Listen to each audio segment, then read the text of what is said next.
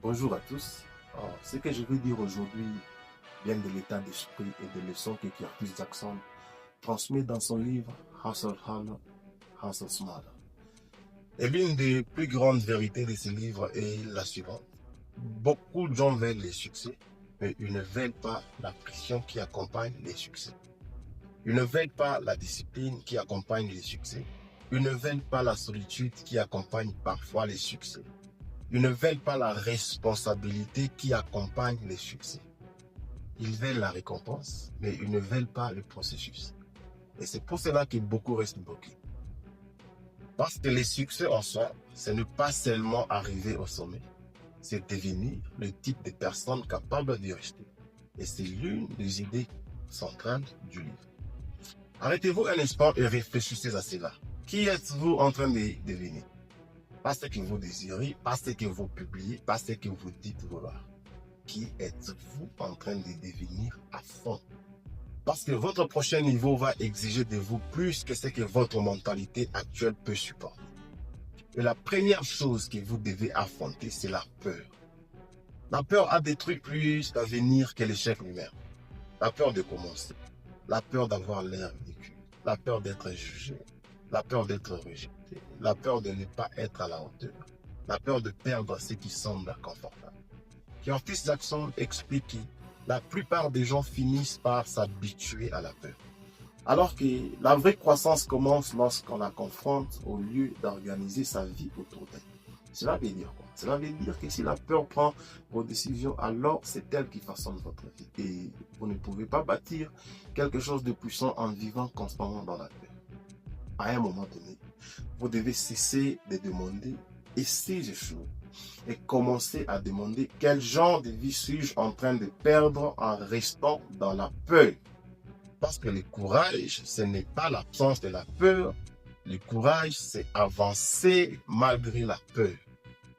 Ensuite vient une autre vérité difficile. Vous devez travailler. Vous devez vraiment travailler. Ce livre ne glorifie pas la paresse, il ne glorifie pas les excuses, il ne glorifie pas les potentiels sans exécution. Il revient sans cesse à la discipline, à la constance, au sacrifice et à cette éthique du travail qui sépare ceux qui parlent beaucoup de ceux qui construisent. Tout le monde aime parler des rêves. Très peu de gens aiment la rigueur qui transforme le rêve en réalité. Le réveil matinal, les nuits longues, la répétition, la concentration, les journées monotones, les jours où personne ne vous remarque, les jours où vous êtes fatigué mais vous vous présentez quand même au boulot. C'est là que la grandeur commence à prendre forme. Pas quand les gens vous applaudissent, pas quand les caméras sont braquées sur vous, pas quand tout le monde reconnaît enfin votre valeur, mais dans le privé, dans le silence, dans la constance. C'est là que votre avenir se construit. Et je vais le dire clairement, les talents ne suffit pas. Être intelligent ne suffit pas. Avoir des idées ne suffit pas. Même vouloir très fort ne suffit pas. Sans discipline, rien de cela n'atteint sa pleine puissance. Ensuite, vous devez regarder votre entourage. Qui est autour de vous? Parce que les livres insistent sur le fait que la réussite est profondément liée aux personnes qui vous entourent et à la solidité de votre équipe. Certaines personnes ne détruisent pas votre vie de façon évidente. Elles le font silencieusement, en vidant votre concentration, en nourrissant vos doutes, en normalisant la médiocrité, en rendant la distraction acceptable, en vous maintenant émotionnellement attaché à des choses qui ne vous font pas grandir. Et si vous êtes sérieux au sujet de votre élévation, vous devez devenir sérieux au sujet de la protection de votre environnement. Tout le monde ne peut pas vous accompagner. Tout le monde ne mérite pas d'avoir accès à votre énergie. Tout le monde n'a pas sa place dans la pièce où votre avenir est en train d'être construit. Parfois, grandir ressemble à une séparation. Une autre leçon majeure de ce livre est celle-ci. Connaissez votre valeur. Cela paraît simple, mais beaucoup de gens ne vivent pas comme s'ils y croient vraiment. Ils paniquent, ils se précipitent, ils saisissent tout ce qui se passe. Ils disent oui trop vite. Ils acceptent au moins que leur valeur réelle parce qu'ils ont peur que rien de mieux n'arrive.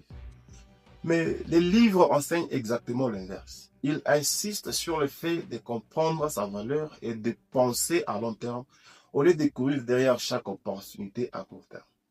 Quand vous connaissez votre valeur, vous vous déplacez avec plus de maîtrise. Vous cessez d'agir par désespoir. Vous cessez de vouloir forcer toutes les portes.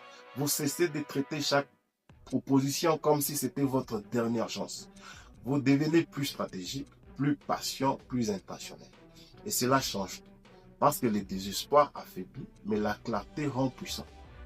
Puis vient une leçon que beaucoup refusent d'accepter. Vous devez évoluer.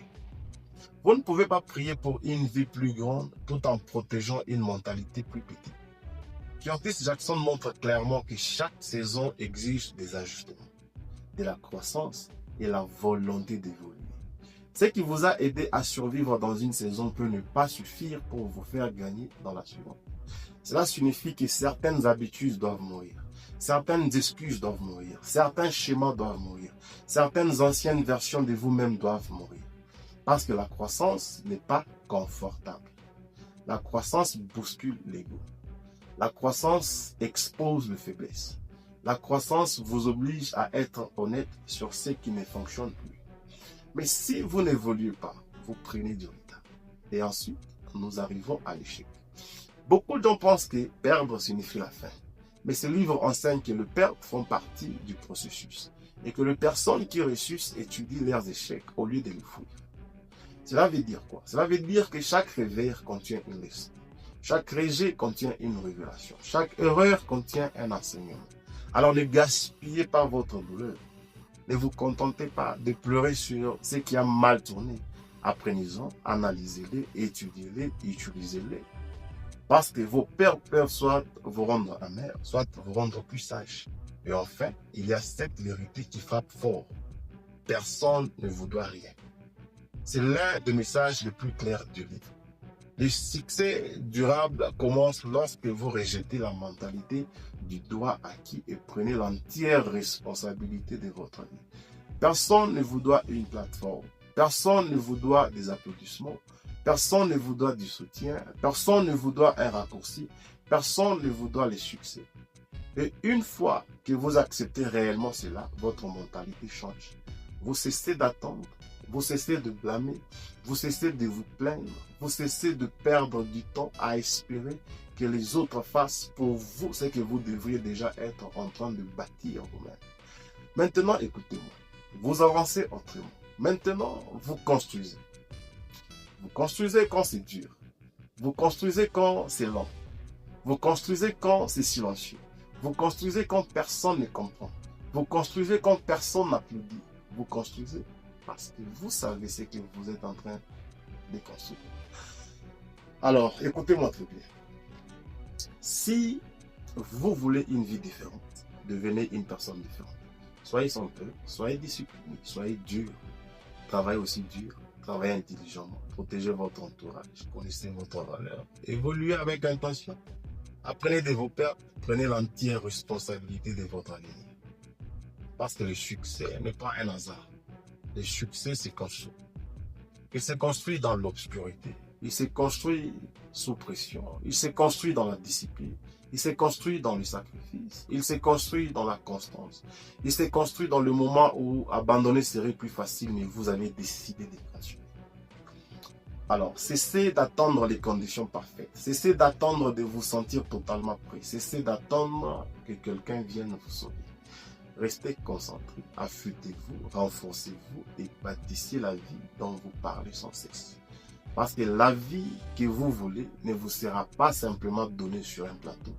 Vous allez devoir devenir assez fort, assez discipliné, assez concentré pour la créer. Et quand vous y parviendrez, ne faites pas qu'effleurer le succès. Apprenez à le maintenir. Je vous recommande des livres de Curtis Jackson, Hustle Harder, Hustle Smarter. C'est un livre qui regorge beaucoup des leçons de la vie. Moi, j'ai juste fait une synthèse et je partageais avec vous et à bientôt.